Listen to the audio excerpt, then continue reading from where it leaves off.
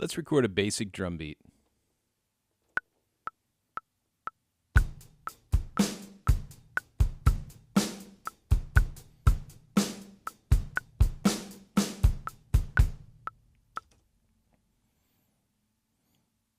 That's created a region in the main window, and the region contains the MIDI data.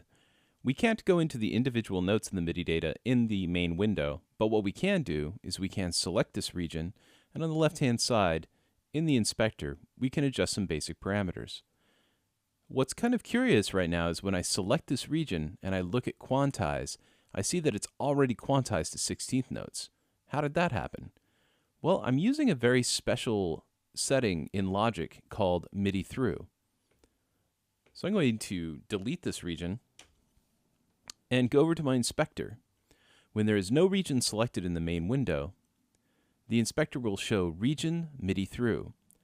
This is basically what processes are going to be applied to a region while we're recording. So right now it's going to do 16th note quantize to anything that comes in. So even if I'm slightly off, it's going to automatically put everything on the beat for me.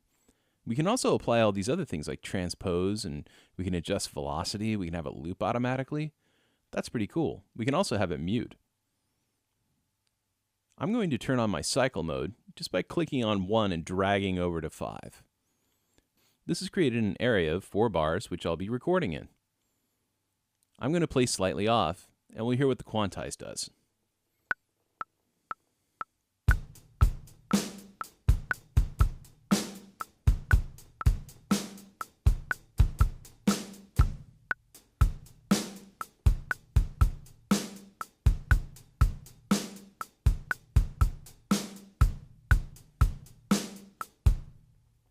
So as you hear it, automatically put everything on the beat.